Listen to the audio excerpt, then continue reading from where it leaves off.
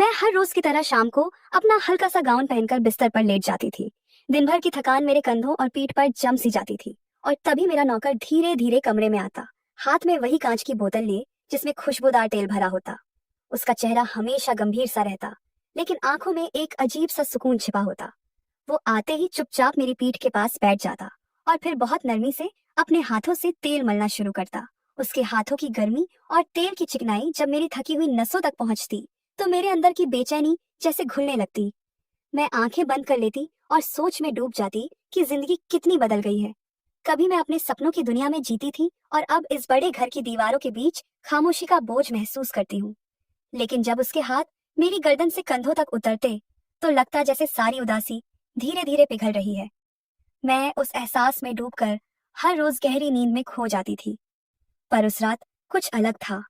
शायद उसकी उंगलियों का दबाव थोड़ा और गहरा था, शायद तेल की महक थोड़ी और मीठी थी, या शायद मेरे दिल ने ही पहली बार ही मान लिया था कि यह छुअन अब सिर्फ मसाज नहीं बल्कि कुछ और है। मेरे होठों पर अनजाने में हल्की सी मुस्कान आई और मैं बिना कुछ कहे उसी पल को महसूस करती रही। यह शुरुआत थी उस अनकहे रिश्ते की जो शब्दों से कहीं ज्यादा एहसास में जिया जाने वाला था। उस रात के बाद मेरे अंदर जैसे कोई नई बेचैनी घर कर गई थी। हर रोज की तरह मैं बिस्तर पर लेटती तो गहरी नींद आने से पहले ही उसकी उंगलियों की छुआन का इंतजार करने लगती। गाउन के ढीलेपन में छुपी मेरी थकान मानो उसी के हाथों से दूर होती थी। जब वो कमरे का दरवाजा खटखटाए बिना धीरे से खोल कर आता तो मेरे दिल की धड़कन अनजाने ही तेज हो जाती। मैं आंखें मूंद लेती, पर मेरी सांसों की लय बता देती कि मैं जाग रही हूँ। उस दिन उसके हाथों ने जब मेरी पीठ पर दबाव बनाया तो लगा जैसे हर रग में कोई अनकही गर्मी दौड़ रही हो। वो कभी रुकता नहीं था। उसकी हथेलियां मेरी कमर तक उतरती और फिर वापस कंधों तक लौट आती। उस लयबद्ध स्पर्श में एक अजीब जादू था। मेरी आत्मा जैसे धीरे धीरे किसी अनकहे बंधन में बंध रही थी और मैं चुपचाप उस स्पर्श को अपनी नींद की सीढ़ी मानकर गहराई में डूब जाती थी।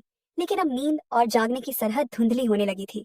मैं आधी जागी आधी सोई उसकी हथेलियों को महसूस करती रही। कभी लगता उसने अपनी उंगलियां जरा और नीचे खिसका दी हैं, कभी लगता उसने मेरी सांसों की गर्मी को पढ़ लिया है और मैं अपने भीतर उठती लहरों को काबू करने की कोशिश करती रही।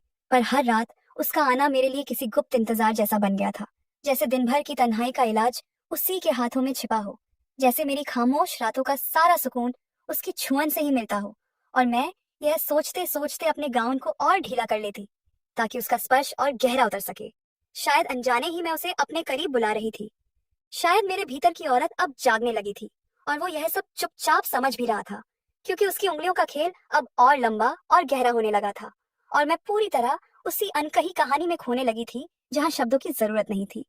सिर्फ एहसास काफी था। उस रात का असर इतना गहरा था कि अगली शाम से पहले ही मैं बेचैन होने लगी थी, जैसे कमरे की दीवारें भी मेरे दिल की धड़कनों को सुन रही हों। मैं आईने में खुद को देखती तो गाउन के ढीलेपन में छुपी अपनी धड़कती चाहत को महसूस करती और सोचती कि आज उसके हाथ कहाँ तक जाएंगे। जब वो कमरे में आया तो उसकी आंखों में भी वही अनकहा सुकून और हल्की सी बेचैनी साफ छलक रही थी। उसने बिना कुछ कहे अपनी बोतल खोली और हथेलियों में तेल लेकर मेरी पीठ पर फिसलाया। वो ठंडा सा स्पर्श धीरे धीरे गर्म होता चला गया और मैं अपने होंठ भींचकर उस लहर को रोकने लगी जो मेरे अंदर उठ रही थी। उसकी उंगलियां मेरी गर्दन से नीचे की ओर खिसकती और मैं अनजाने ही करवट बदल लेती, जैसे खुद को उसके लिए और खुला कर रही हूँ। अब उसकी हथेलियां सिर्फ मसाज नहीं कर रही थी, वो मानो मेरी नींद को चुरा रही थी। मेरी सांसें इतनी गहरी हो गईं कि मैंने अपनी आंखें बंद कर लीं, पर नींद आने की बजाय मेरे शरीर की हर नस जैसे जग गई। उस रात मैंने पहली बार उसकी हथेलियों पर अपनी उंगलियां रखी, जैसे उसे रोकना चाहती हूँ, और फिर उसी पल जैसे खुद उसे रुकने से मना भी कर रही हूँ। वो झिझका नहीं, उसकी छुअन अब और भी नर्म और साहसी हो गई और मेरी हथेलियां बेबस होकर चादर पकड़ने लगी। कमरे में सिर्फ हमारी सांसों की आहट गूंज रही थी। मैं अब आधी नींद में नहीं थी, मैं पूरी तरह जाग रही थी और हर एहसास को गहराई से महसूस कर रही थी। मेरे गाउन का ढीलापन अब कोई राजा नहीं छुपा रहा था और मैं खुद को रोकने की जगह और खोल रही थी। शायद इसीलिए उस रात जब उसकी हथेलियां मेरी पीठ से नीचे फिसल गईं, तो मैंने पहली बार कोई विरोध नहीं किया, बल्कि अपने आप को उसके हवाले कर दिया। और यही पल हमारी कहानी का असली मोड़ था, क्योंकि अब ये सिर्फ मसाज नहीं रहा, ये हमारी चाहत की शुरुआत थी। एक अनकही दास्तान जिसकी गवाही सिर्फ रात और ये दीवारें दे सकती थीं। और मैं उसी लम्हे में खोकर सोचने लगी थी कि शायद अब मेरी तन्हाई कभी तन्हा नहीं रहेगी। उसके स्पर्श की लहरें मेरे तन मन में इतनी गहराई तक उतर चुकी थी कि अब मैं खुद भी समझ नहीं पा रही थी कि मैं उससे दूरी बनाए रखना चाहती हूँ या और करीब आना चाहती हूँ। अगले दिन जब वो कमरे में आया तो मैंने पहली बार खुद ही गाउन को ढीला किया और लेट गई। ये इशारा साफ था कि अब मैं भी उसकी चाहत को स्वीकार कर चुकी हूँ। उसकी आंखों में हल्की सी हैरानी थी, लेकिन उस हैरानी के पीछे एक ऐसी चमक थी जो मुझे और बेचैन कर रही थी।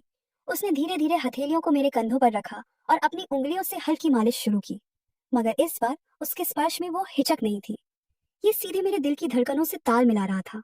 मैं अपनी सांसों की गर्मी महसूस कर रही थी और उसका झुकता चेहरा मेरे कानों के पास आकर ठहर गया। उसकी सांसें मेरी गर्दन को छूने लगी और मैं अनजाने में हल्का सा सिहर उठी। फिर उसकी उंगलियां मेरी पीठ से होते हुए कमर तक आ पहुंची और मैंने खुद को पूरी तरह उसके हवाले कर दिया। चादर मेरे हाथों से छूट चुकी थी। मेरा शरीर अब सिर्फ उसके स्पर्श की लकीरों से ढक रहा था, वो लकीरें जो हर पल और गहरी हो रही थी। मैं करवट बदलकर उसकी आंखों में देखने लगी और पहली बार हमारी नजरें सीधे टकराईं।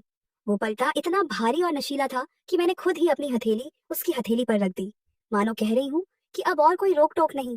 वो और करीब आया और उसके होंठ मेरे गालों को छूते हुए धीरे धीरे नीचे उतरने लगे। मेरी सांसें तेज हो रही थीं और मैं अपने आप को रोक नहीं पा रही थी। उस रात हमारा कमरा सिर्फ तेल की खुशबू और हमारी धड़कनों की आवाज से भरा हुआ था। बाहर की दुनिया थम चुकी थी, समय जैसे ठहर गया था और हम दोनों एक दूसरे में खोए हुए थे। उस रात मैंने पहली बार महसूस किया कि चाहत का स्वाद कितना गहरा और कितना मीठा हो सकता है। मेरे गाउन की डोरियां अब सिर्फ यादों का हिस्सा थीं, क्योंकि मैंने उसे पूरी तरह अपने करीब आने दिया था। और उस पल मुझे यकीन हो गया कि अब हमारी कहानी का हर अगला अध्याय और भी गहरा और भी रंगीन होगा, क्योंकि अब यह रिश्ता सिर्फ मसाज या स्पर्श का नहीं रहा। ये एक ऐसी आग थी जो धीरे धीरे दोनों को अपने शिकंजे में कस रही थी, और मैं उसी आग में झलकर हर रात और भी जिंदा महसूस करने लगी थी। उस रात के बाद मेरे और उसके बीच की दूरी हमेशा के लिए मिट गई थी। अब वो सिर्फ मेरा नौकर नहीं रहा था, बल्कि मेरी हर धड़कन का हिस्सा बन चुका था। हर दिन जब वो कमरे में आता तो उसकी आंखों में एक अलग ही चमक होती और मैं जान जाती कि आज फिर कुछ नया होने वाला है। मैं गाउन ढीला करती और बिस्तर पर लेट जाती, लेकिन अब मेरे चेहरे पर वो पुरानी शर्म या संकोच नहीं रहा था। उसकी उंगलियां मेरे शरीर पर उतरती तो ऐसा लगता जैसे हर नस में कोई नशा दौड़ गया हो। कभी उसकी हथेलियां मेरे कंधों को दबाती तो कभी धीरे धीरे मेरी जांघों तक उतर आती और मैं अपने आप को खो बैठती। कई बार तो मैं खुद ही उसका हाथ पकड़कर और नीचे ले जाती, मानो अब मेरे भीतर का सारा संकोच खत्म हो चुका था। उसकी सांसें मेरी गर्दन को छूती और मैं उसे और करीब खींच लेती। हमारी रातें अब सिर्फ स्पर्श या चुम्बनों तक सीमित नहीं रही, वो हर सीमा पार करने लगी और मैं खुद ही उन सीमाओं को तोड़ रही थी। कमरे में तेल की खुशबू और हमारी सांसों की आवाजें घुल जाती और बाहर की दुनिया से हम दोनों बिल्कुल अलग हो जाते। लेकिन अब एक डर भी मेरे दिल में घर करने लगा था। अगर कभी ये राजाली बाहर आ गया तो क्या होगा? समाज, घर वाले, मेरी इज्जत, सब दांव पर था। पर फिर भी जब उसका चेहरा मेरे करीब आता तो ये सारे डर पल भर में गायब हो जाते और बस एक ही चाहत रह जाती कि वो मुझे अपने आगोश में ले ले।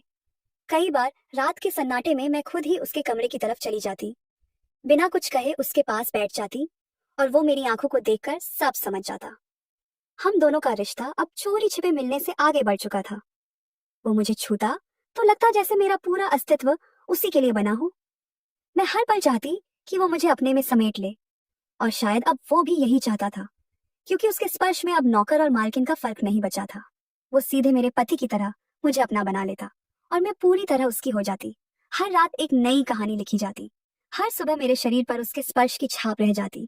मैं आईने में खुद को देखती और मुस्कुराती कि ये नशा अब मेरे खून में घुल चुका है और अब मुझे उसकी आदत हो चुकी है, इतनी गहरी कि अगर एक दिन भी वो मेरे पास ना आए तो मैं बेचैन हो जाती। मुझे लगता जैसे मेरी सांसें आधी रह गई हों। उसकी मौजूदगी अब मेरी जरूरत बन चुकी थी और शायद यही हमारी कहानी को एक नए मोड़ पर ले जाने वाली थी, क्योंकि अब ये रिश्ता छुपाना नामुमकिन होता जा रहा था। फिर भी मैं हर बार सोचती कि चाहे कुछ भी हो, मैं ये नशा कभी नहीं छोड़ सकती, क्योंकि ये वो आग थी जिसने मुझे जिंदा कर दिया था। दिन पर दिन हमारा रिश्ता और गहरा होता जा रहा था। अब वो सिर्फ रात तक सीमित नहीं था, बल्कि दिन में भी मैं उसके बारे में सोचती रहती। किसी काम से रसोई में जाऊं तो अचानक वो सामने आ जाता और हमारी नजरें टकराते ही ऐसा लगता मानो पूरा घर जान जाएगा कि हमारे बीच कुछ है। कई बार तो वो मुझे ऐसे छू लेता कि दिल दहल जाता कि अगर किसी ने देख लिया तो सब खत्म हो जाएगा। लेकिन उसी खतरे में एक अजीब सी लत छुपी थी। एक दिन तो हद ही हो गई, जब मैं ड्राइंग रूम में बैठी थी और माँ बाहर मंदिर जाने की तैयारी कर रही थी। तभी वो चुपके से पास आया और झुक कर मेरे कानों में बोला, आज रात का इंतजार मत करना, मैं एकदम सिहर उठी। उसकी आवाज में वही तेजी थी जो मेरी धड़कनों में थी। माँ के जाते ही वो पीछे से मेरे गाउन को छू गया और मैं चाहकर भी उसे रोक न सकी। डर इतना था कि कहीं दरवाजा खुल न जाए, लेकिन चाहत इतनी गहरी थी कि मैं खुद उसे पास खींच लेती। उसके हाथ मेरी कमर पर कसते और होंठ मेरी गर्दन पर उतर आते। मैं कांप जाती और आंखें बंद करके बस यही चाहती कि वक्त रुक जाए। पर साथ ही ये भी डर था कि कहीं कोई अंदर है आकर हमें देख न ले। और शायद यही डर हमारी रातों को और भी तीखा बना देता था, क्योंकि हम दोनों जानते थे कि अब ये सिर्फ चाहत नहीं रही, बल्कि एक खतरनाक जुनून बन चुका है। कई बार तो मैं खुद सोचकर डर जाती कि कहीं मैं सब कुछ खोकर उसके आगोश में न समा जाऊं। पर जब उसका स्पर्श मुझे छूता तो लगता कि अगर इस आग में जल भी गई तो कोई परवाह नहीं, क्योंकि इस नशे में डूबना ही मेरी जिंदगी का सच बन चुका है। उस दिन उसने मुझे पहली बार घर से बाहर बुलाया। उसने कहा, मैडम, घर की दीवारों में अब दम घुटता है, एक बार बाहर खुलकर मिलते हैं। दिल तेजी से धड़कने लगा, क्योंकि बाहर जाना मतलब और भी बड़ा खतरा था। लेकिन उस खतरे में ही तो सच्चा रोमांच छुपा था। मैंने झिझकते हुए हामी भर दी और बहाने से माँ से कहा कि मुझे बाजार से कुछ सामान लेना है। मैं साधारण सलवार कुर्ते में थी ताकि किसी को शक ना हो, लेकिन उसके सामने पहुंचते ही उसकी नजरें बता रही थीं कि वो मुझे पहले कभी ऐसे देख ही नहीं पाया था। उसने मुझे एक पुराने गेस्ट हाउस के कमरे में ले जाया, जहां अंधेरे पर्दे लगे थे और खिड़की से आती हल्की रोशनी हमें और भी नजदीक कर रही थी। कमरे में दाखिल होते ही उसने दरवाजा बंद किया और मेरी कलाई पकड़कर मुझे अपनी ओर खींच लिया। मेरी सांसें तेज हो गईं। बाहर की दुनिया का डर और भीतर की आग दोनों मिलकर एक ऐसा नशा बना रहे थे जिसमें खो जाना ही हमें अच्छा लग रहा था। उसका हाथ धीरे धीरे मेरी पीठ पर फिसलने लगा और मैं उसके सीने से लगी कांपते हुए फुसफुसाई, अगर किसी ने देख लिया तो? उसने होंठों से मेरे सवाल को चुप करा दिया और उस पर मुझे लगा कि इस दुनिया में कोई हमें रोक ही नहीं सकता। वहां दीवारें गवाह थीं, पर्दे हमारे राजदार थे और हमारे शरीर उस आग के कैदी बन चुके थे जिससे अब बाहर निकलना नामुमकिन था। उस दिन मैंने महसूस किया कि अब हमारा रिश्ता सिर्फ मसाज तक नहीं रहा, बल्कि एक ऐसे खतरनाक इकरार में बदल चुका है जो हर हद पार कर जाएगा और शायद अब हम चाह कर भी रुक नहीं सकते थे।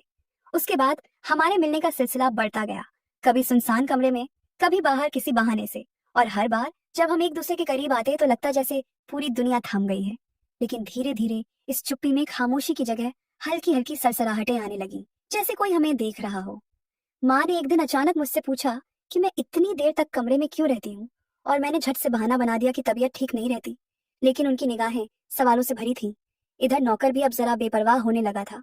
वो पहले जैसे डर डर कर हाथ नहीं लगाता, बल्कि एक आत्मविश्वास के साथ मुझे छूता और मेरी आंखों में गहराई से देखता। कभी कभी उसके होंठ मेरे गले से इतने पास आ जाते कि मैं खुद को रोक नहीं पाती। लेकिन एक दिन ये बेफिक्री हमारे लिए भारी पड़ गई। माँ ने अचानक दरवाजा खटखटाया और उस समय उसके हाथ मेरी कमर पर थे। मैं घबराकर अलग हो गई और वो तेल की शीशी संभालने का नाटक करने लगा। माँ ने दरवाजे से ही झांका और पूछा, सब ठीक है? मेरी धड़कनें इतनी तेज थीं कि लगा अभी बाहर आ जाएंगी। उस पल एहसास हुआ कि अगर जरा सी चूक हुई तो ये आग सबको जला सकती है। फिर भी उस डर में ही एक अजीब सा नशा था, जैसे खतरे से खेलना हमें और भी करीब ला रहा था। और उसी दिन मैंने महसूस किया कि अब ये रिश्ता सिर्फ गुप्त मुलाकातों तक नहीं रुकेगा, बल्कि या तो हमें बर्बाद कर देगा या फिर हमें किसी नई दुनिया में ले जाएगा। दिन गुजरते गए और हमारा रिश्ता गहराता चला गया। लेकिन जितना हम इस नशे में डूबते जा रहे थे, उतना ही हमारे आसपास की दुनिया चौकन्नी होने लगी। पड़ोस की औरतें अक्सर माँ से कहती कि आपकी बेटी तो बहुत बदल गई है, पहले ज्यादा मिलनसार थी, अब बस कमरे में रहती है। माँ इन बातों को हंसी में टाल देती, लेकिन उनकी आंखों में हल्की सी चिंता जरूर दिखाई देने लगी थी। इधर नौकरानी ने भी एक दो बार तंज कसा कि भैया तो बहुत समय निकाल लेते हैं मालिश करने का, बाकी कामों के लिए तो फुर्सत ही नहीं मिलती। उसके शब्दों में छिपी शक की झलक मेरे दिल को हिला देती, लेकिन फिर भी मैं अपने नौकर के सामने कमजोर पड़ जाती। जब उसका स्पर्श मेरे बदन से गुजरता तो दुनिया की सारी आवाजें खो जाती। फिर भी धीरे धीरे ये राज छुपाना कठिन होने लगा। एक बार तो ऐसा हुआ कि आंगन से गुजरते हुए दूसरे नौकर ने खिड़की से हमें साथ देखा। हालांकि उसने कुछ नहीं कहा, लेकिन उसकी निगाहें बदल गईं, जैसे वो सब समझ गया हो। उस दिन मैं कई घंटों तक कांपती रही कि कहीं वो माँ को न बता दे, मगर नौकर ने मुझे दिलासा दिया कि कोई हिम्मत नहीं करेगा कुछ कहने की, सबको अपना काम प्यारा है। पर मैं जानती थी कि दुनिया जुबान बंद रखे तो भी आंखें बहुत कुछ बोल जाती हैं।